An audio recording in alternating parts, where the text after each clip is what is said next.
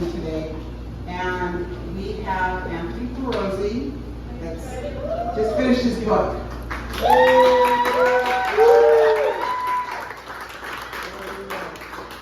It's called Apricots Figs. And Anthony has come into Sirens because he heard the call of the Sirens. That's right. He heard the call. So we want to welcome him, and he's going to tell you a little bit about his book. But thank you, Anthony, for being a part of Sirens today and for reading your book to us. Thanks for having us. All right. Let's give it up for Yolanda.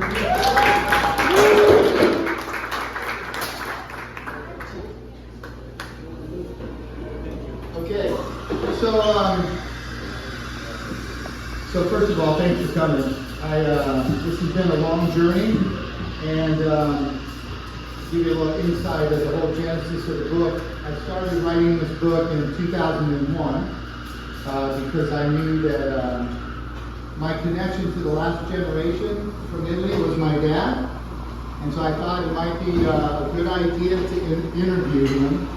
And so with a tape recorder, a cassette tape, and my mom making pasta in the kitchen. There's my mom right there. I started interviewing my dad, and the first question I asked him is, Dad, what do you remember? What's your first memory as a kid growing up on the island of Ischia, which is off the coast of Naples? And after he thought about the year, he said they were bombing Naples, and it was the Americans trying to liberate Europe from the Nazis. So they would stay on the beaches in Ischia. If you think about the islands in the Bay of Naples, his view was Capri to his right. So people say Capri or Capri. And their island was actually the biggest island in the Bay of Naples. So they could see the coastline and the planes flying over the island and then just bombing Naples. So that was a surprise for me. And then I just kept going and kept asking questions and just started writing. And then life kicked in, and I stopped writing after my first 3 chapters, which I gave away as gifts to my siblings, my mom and dad. And so when my dad passed away in 2020, I thought it was time that I dive in. And one of the things I was blessed with was being able to interview my mom, which is the opening chapter called The Love of My Life. And most people like that chapter the best, actually. It's amazing. So she tells of a love story of her and my dad, and one of the things I learned out of that chapter was when I asked her how Dad proposed, she said, he didn't propose, I just told him the date when we were getting married. It was assumed, right? What a difference in time we live in, right? So that first chapter, there's a lot of beauty in there, a lot of love. So, but what I'm going to read from today, I have a few things I'll do here, well, maybe 1 or 2, but there's a couple. I'm not going to read from the title, Apricots and Figs. I think I'll just tell you real quick where the title comes from. One of the stories my dad would tell me is how, as kids, him and his buddies used to go take apricots and figs from the local farms in Ischia. You know, they were just rebel-rousing 9-year-olds. It was after the war, there wasn't a lot of food, so they had a reason to go and each of these farms and help themselves, let's just say. So what my dad would do is he would go with a buddy, and then they would tie their little shirts in the corner, and they'd just fill up their shirts with either apricots or figs. And one day while my dad was in this tree, climbed up to the top of the tree during the hour where everybody kind of took a nap, the guy who lived in the house came bursting through the back door because he heard something. And his friend who was off in the distance saw what was going on and threw a rock to the other end of the farm to make the guy who ran out of the house run in the opposite direction. And then my dad gets out of the tree, and then I'll leave the rest for you to read, okay? It's a good story. But one of the cool things was when Antonio was about 9, he came up to me with his shirt tied in the corner with oranges, and he goes, "Look, Dad, I'm just like Grandpa." I go, "In the apricots and figs story?" He goes, "Yeah." And I called my dad and told him I put that in the book too because it was a special moment. But one thing I was going to read was there's this story in here called The Skiff. The Skiff is It's probably the second story that I wrote, and it tells a tale of my dad getting caught in the storm while they were fishing. And it's an interesting thing because there was a potential that they were not going to make it back to shore. And so there's a little excerpt here, if I can find it, that I want to read from. And then I want to tell you one more story about, give me 1 second, one more story about their journey, trying to get their paperwork to make it and come to America. And my cousin who just left, it had to do with his father. So, but let me get into the story of the skiff. Here it is. And then I typically don't finish the ending. I want you to do that, okay? You ready? Yeah. All right, okay, ready. Not long after we set the net, the brisk wind I had noticed when heading out from Ponte a couple hours earlier picked up, and it started to rain. Soon the clouds closed in on each other and blocked any sight of the moon. The night became even darker, and the skiff began bobbing up and down violently as the ocean swells grew bigger. Vincenzo said, "Pull in the net, we need to leave." We all agreed and began pulling in the net as quick as possible, leaving most of the caught fish behind. The wind intensified, and it started to rain harder.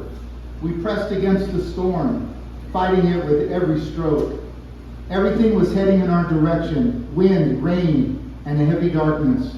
The wind was blowing so hard that it was difficult to know if the skiff was moving at all, let alone heading in the right direction. It felt as if we were rowing in vain and might never get home.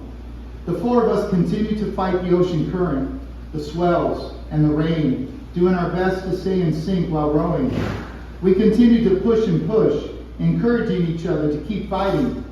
The winds and swells were so rough that my oar snapped in half. We tried to salvage the broken oar by tying the two pieces together with a rope. We were doing our best, but rowing with only 3 solid oars and a rope bound fourth put us significantly off course to Ponte. The winds kept pushing and pulling the skiff in every direction. Waves covered the skiff and rain limited our visibility. After 45 minutes, we still could not see the lights of Ponte. The lights usually were our guide home, but not tonight.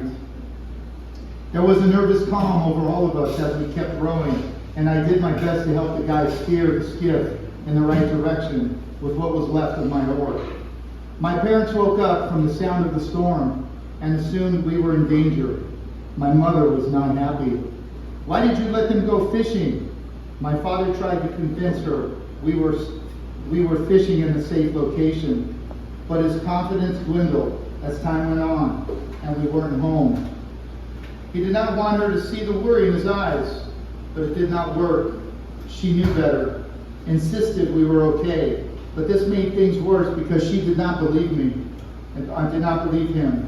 Little did they know their concerns were valid, and we faced the fight of our lives, thinking we might not make it back.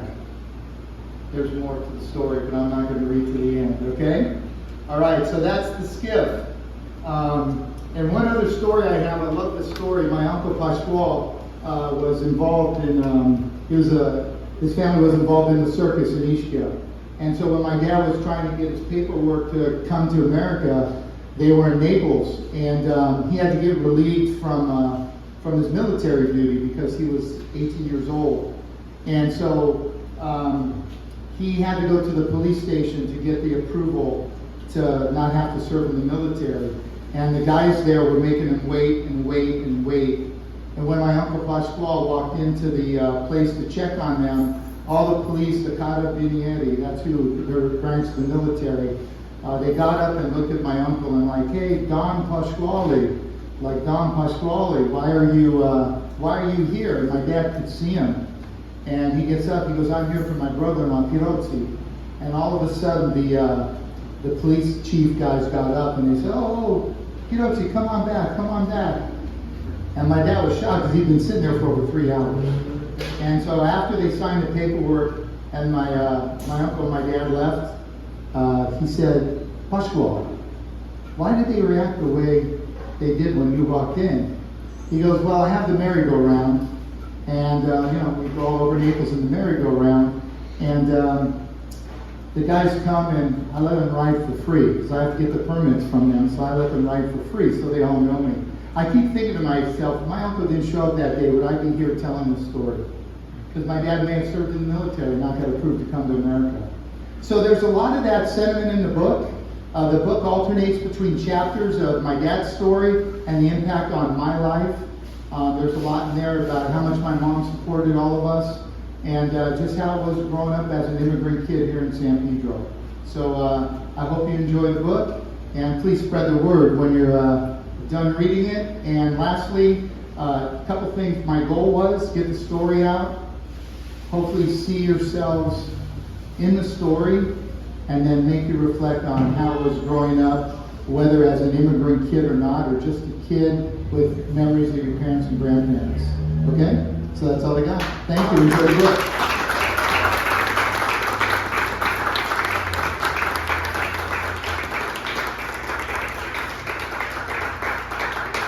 Lastly, I'd like to thank Yolanda and Sirens for having us today. So hopefully you're enjoying the coffee and stuff. If it's your first time, come on back.